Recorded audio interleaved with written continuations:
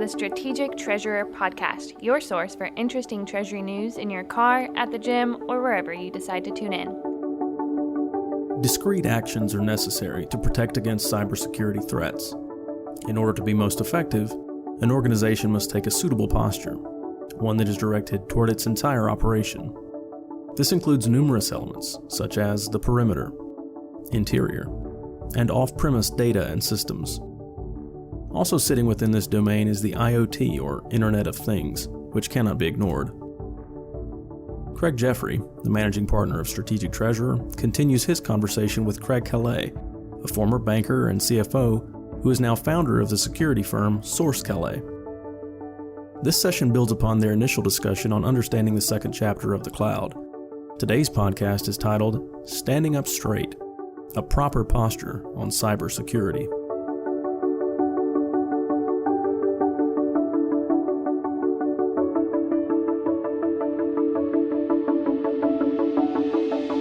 Hello, I'm Craig Jeffery with Strategic Treasurer. Welcome to this edition of the Treasury Update Podcast. I was able to catch up with Craig Calle from SourceCalle. So you use the term a cybersecurity posture. We use that at different times, whether people use the term framework or posture. What do you mean by a cybersecurity posture?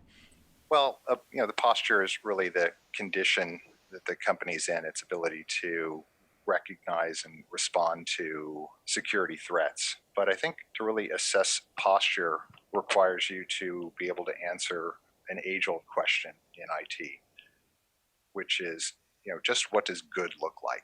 And that's been an elusive standard for all companies, but one that I hope we can get into today.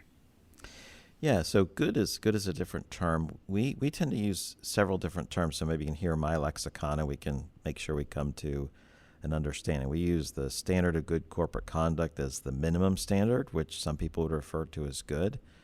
We would use the term leading practice for something that's quite good for the particular type of industry. In other words, a bank might require more cybersecurity because that's where the money is. World-class practices would represent the best or the highest level, and not every organization would achieve that. So standard of good corporate conduct, leading practice, and world-class practice would be the range. So how would you fit that standard into those levels, if at all? Right. Well, that's a really great question. I think that you have to start with the notion that every company and industry is unique and be varying characteristics. The amount of budget that is available to solve some of these security problems is going to vary from company to company.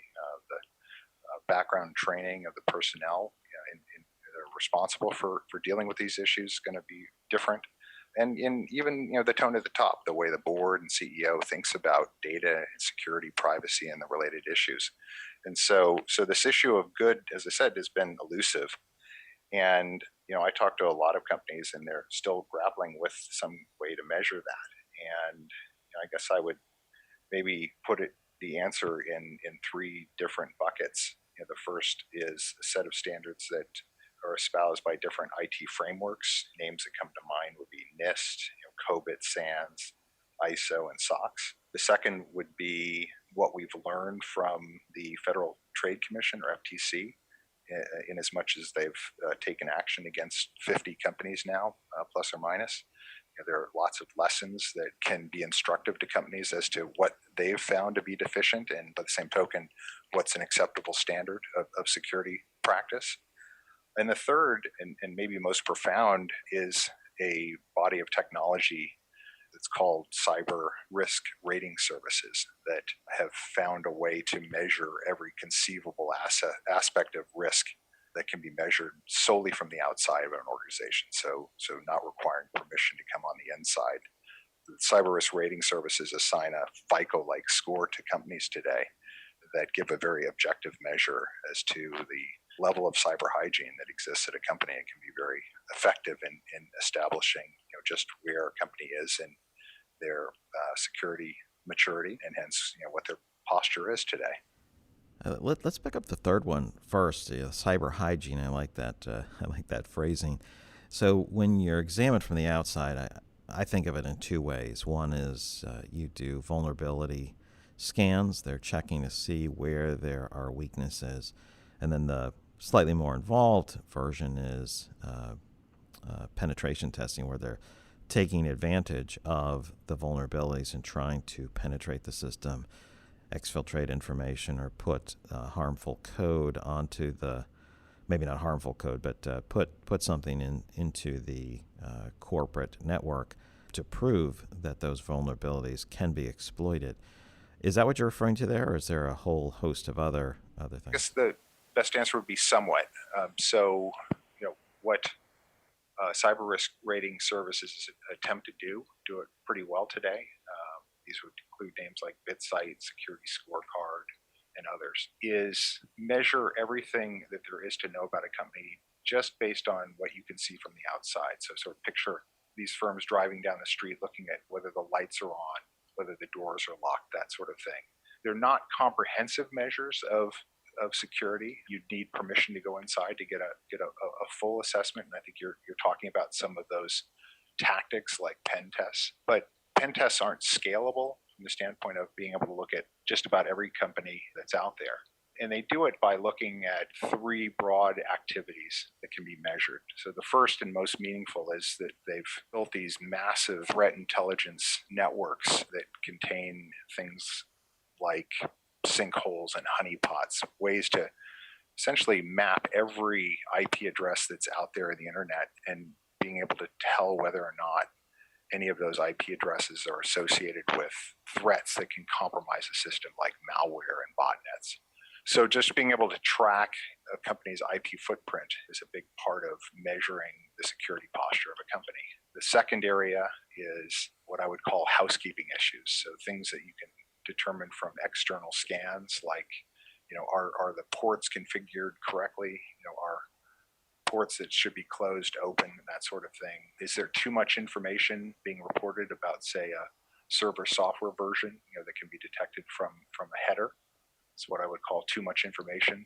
Are you using, the right level of encryption in email transmission, that sort of thing.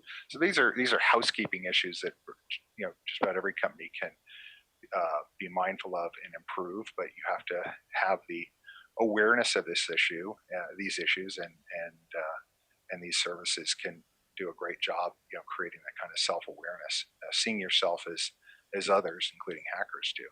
And the third body of work is user behavior. Are employees using BitTorrent, for example, to pull down music, which can be a source of great security risk. So there's a lot, that's been done in just in the last 3 to 5 years by these services that give a company the kind of self-awareness that they need to dramatically improve their security posture. It would be in that category, you can't manage something unless you can measure it.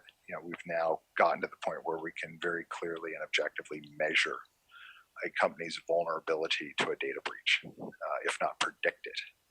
And so it's really powerful, and I think is changing the way a lot of companies not only look at themselves, but look at those vendors and other third parties to whom they're connected or who hold sensitive information.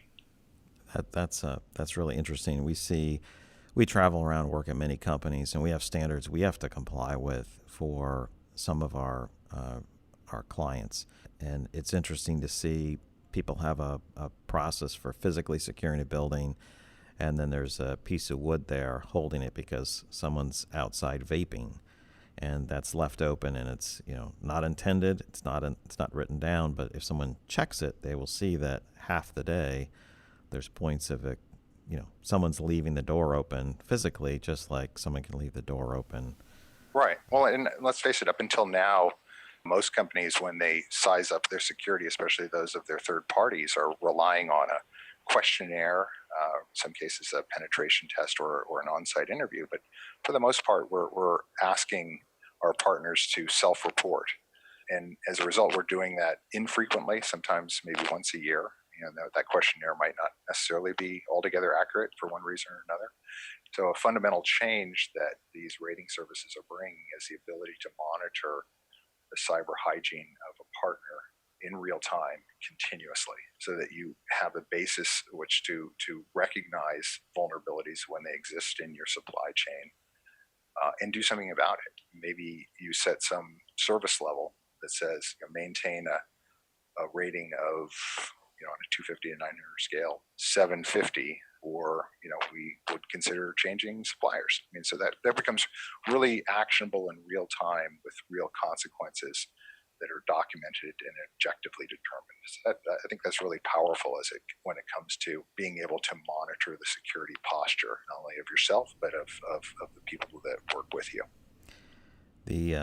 What I was gathering, some of the things that you're saying is this security posture deals with the interior, the exterior, and the human element, because you mentioned training. But I want to jump back to the first of the three sections that you talked about, the different security standards, whether it's NIST, PCI DSS, Swift CSP, COSO, et cetera. Each of these standards, represents some level of measurement, and you referred to another podcast where we talked about those standards represent, here's the minimum compliance based on what existed at some point in history. Maybe it's a month ago or maybe it's 18 months ago. Could you unpack that a little for us? Sure. Well, I think everyone in IT would be grateful that these standards exist. They create a roadmap to develop and sustain a program that leads to good outcomes from a security and privacy standpoint. There are also criticisms of them. For one, they tend to be voluminous, all-encompassing. It's inevitable that whenever a CIO or someone else within an organization is attempting to adhere to one of these programs, that they might tailor them to the specific needs, to the specific company and the like. And so also I think that, from a security standpoint, some might argue that these standards were designed to fight the last war instead of the new war. So I'm constantly encountering that, as I talk to clients and prospects about newer first inning or cutting edge technologies that aren't contemplated in the existing standards. And so I'll hear, well, I don't need that to comply, with this standard. And, compliance only gets you part of the way. Certainly the threats and the bad actors out there are constantly upping their game. And companies are obliged to keep pace, if they're going to hopefully win this arms race. Yeah, that ability to be resilient and responsive is oftentimes overlooked, and there is a human element, staying as current as you can on what's going on, how to adapt, and then also there are certainly some techniques to detect activity that is anomalous, because that can be an indication of some new exploit or new attack. And with that, I wanted to talk about how do we go about detecting the next attack that we might not be able to know exactly how it's going to come about, but how do we detect and prevent those things? And maybe you could address it from the firewall into, I know you've done a lot of talking on the use of AI to help detect behavior that is not standard and could represent, compromise of an ID or access to a system.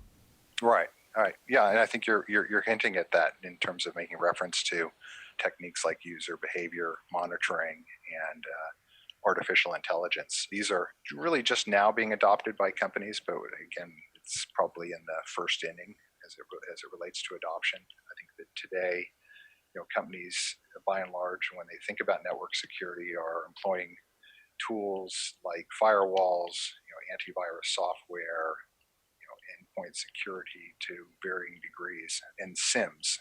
These are systems that track all the data logs that course through an organization, and are part of sort of keeping tabs of what's going on, if you will. And all of those are really useful. They're tried and true. Obviously, continue to adapt and evolve in their own right.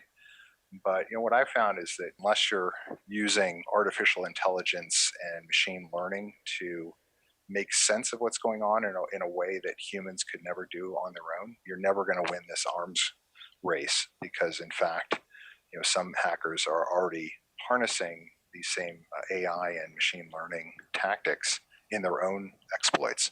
You need to be able to know just from monitoring behavior, determine that someone on a Sunday morning at 10 o'clock in HR, for example, is accessing files at a level that's never been seen before. that would certainly be anomalous, or that the same person is logging in the San Francisco office at the same time they're logging in the Hong Kong office. So again, anomalous, yes. Detectable, certainly through AI and machine learning tools, but perhaps it might take weeks or months, or be something that you detect only after some major security breach through the conventional methods. And so again, I guess the term arms race seems very applicable to me in this day and age. Unless you're using some of these more advanced tools, I'm not sure you really are going to win that war. Yeah, I mean the cyber attacks are fully automated, leveraging all kinds of technology to hit many more organizations, whether that's to exfiltrate credit card information or personally identifiable information that can be sold, or it's to encourage and spoof people into making payments, or just gathering and consistently gathering up data about communication to foster or support a fraudulent payment. So right. Yeah. No, I think those are all great examples. And I guess I should add that one of the changes in perspective when it comes to security tactics today is that a couple of years ago, we might have been content relying on a firewall or antivirus software to read the signature of a threat and block it in real time.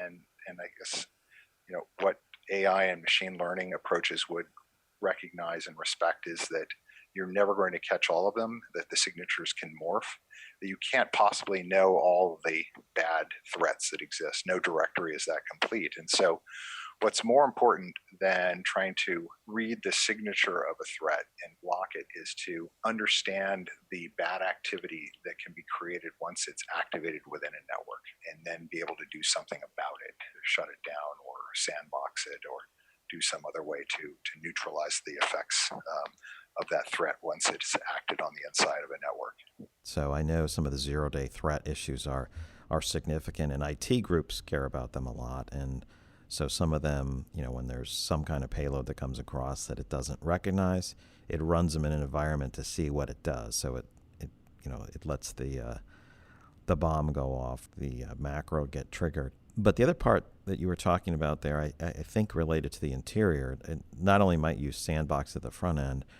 but that idea of if you can't stop it, you can't stop everything at the wall, through the firewall at the perimeter, what's your defensive posture on the interior to limit access, limit exploits, and identify threats? Do you have any comments on the interior side of that? Sure. No, I mean, without getting too technical, I just say that once you have detected the source of untoward behavior, it's fairly easy to neutralize its effect, to limit the harm to, say, the affected desktop. But that means you have to be able to recognize untoward behavior when it exists and in its nascent stage. And again, that's really where conventional techniques fall short. Oftentimes, it's only once a critical file has left the building that the forensic work occurs, and you can sort of trace through the path of destruction. But again, the destruction's occurred, and so being able to neutralize that activity on the spot is what these advanced tools are able to achieve today, and which you wouldn't be able to achieve with conventional means of firewall, antivirus software. Yeah. Now the responsibility for protecting the organization, I'm just going to make a few comments and then let you respond. You've done a lot of your work as a CFO and now as an advisor on security. The treasurer, for example, almost always in organizations that have a treasurer report to the CFO. In some cases, it seems like both the CFO and the treasurer abdicate. And I'm using that word properly. I think they abdicate the cyber security off to IT and just think that they'll take care of everything. Whereas it seems, when I think about payment security protecting the most critical liquid assets of a firm, all that falls in the domain of the treasurer, and then ultimately for the CFO. It seems like they should be certainly at least aware. We would refer to them as they should be the superintendent of security related to payment protection. They need to know what goes on. They're not doing all of the firewall checking, filling out the NIST, PCI DSS frameworks, but they are knowing how things are protected. They understand the exploits. They make sure their people are trained. I guess it seems like there's a general perspective of, abdication or it's not my job in that domain, and they're leaning outside. But I think from your discussion, you also we're talking even the use and adopting some of the better security frameworks and tools are in the first or second inning. So it seems like the human training, the perspective of management, and the adoption of the right type of tech is all, well behind in terms of this arm race. Is that Right. Is that fair? How would you calibrate you that? raise a really important issue, which is the notion that I espouse that security and privacy compliance is very much a shared responsibility. You can't ever assume that the CISO is going to protect you. I think that everyone has to own their own data, and they have to be mindful of the risks associated with the tools that they're using.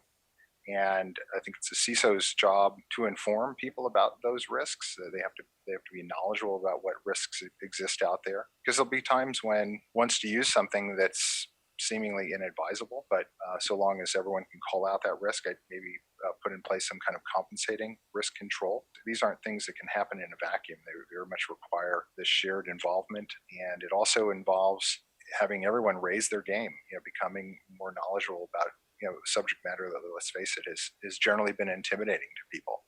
What do I know about technology?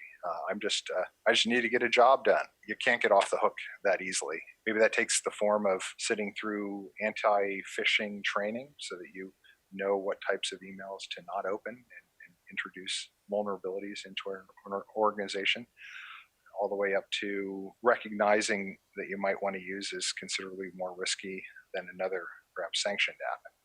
Following the guidance that the security and privacy professionals are providing. We've come a long way, from just leaving it to IT to create a secure environment. Maybe that was a lot easier in the days of everything being run in the data center, but we obviously have a very different world today where the perimeter is porous, to say the least, and tools can come in unsanctioned fashion through so-called shadow IT. As a result, while those tools create opportunities for innovation within an organization and agility, they also carry risks, and we have to proceed with our eyes open, and not just from the standpoint of IT, but from the users and data owners themselves. Yeah, the anti-phishing training. I'll just talk about that for a moment. It seems like training is. IT is focused on that. Don't pick up thumb drives you don't know what's going on. Stick them into the computer. Don't open emails you don't know on.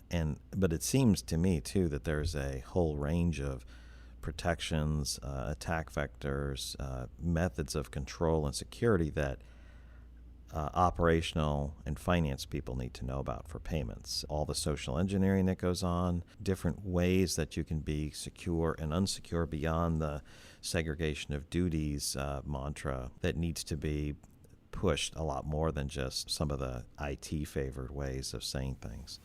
Right. But again, as much as you might think we've made progress, you hear that anecdote, just about every month these days about the treasurer getting an email supposedly from the CEO saying, just closed a deal in Hong Kong, needed to wire 25 million by 5 p.m. to this account number and routing number. The number of times people fall for that, would shock you. So there's seemingly no amount of training, I suppose, that you can do to prevent this, but you just have to keep trying to make sure people operate with common sense as well as a higher level of technical training. Yeah, in our surveys where we're tracking that, and the social engineering, the imposter emails, the business email compromise, however you describe that type of situation, is despite all of the increased news and people's better defenses, the number of attacks has increased and success has increased even more, which is mind-boggling because everyone's more attuned to it. Right. Well, think about, from a hacker standpoint, it's big business. It's the age-old saying, "Go where the money is." Treasurer is a natural target, for people who want to target, some very attractive assets of the company like cash. That's where the money is, as Willie Sutton said. So, any final comments about achieving a proper cybersecurity posture? It does sound like we need to stand up straight, sit up straighter, pay attention to these things. But any final comments, Craig? Yeah, I guess of all the things we've talked about, I'd really underscore the value of self-awareness that can come from these cyber risk rating services that are looking at maybe a good half of your attack surfaces in an unobtrusive manner. And when you consider that 7 of the 10 largest cyber insurance underwriters today are relying on these services in setting your premium, it says a lot about the value of knowing more about these services, how they come up with their scores, but most important, what you can do to raise your own score and thereby have a higher security posture. Now your CFO and treasurer pedigree is coming out with it impacts your rates and premiums. Excellent. Thank you. Thank you for your time, Craig. Appreciate it. It's been my pleasure. Thanks for having me.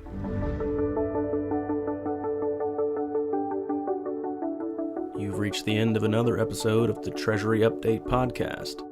We invite you to follow our updates on Twitter under the username StratTreasurer.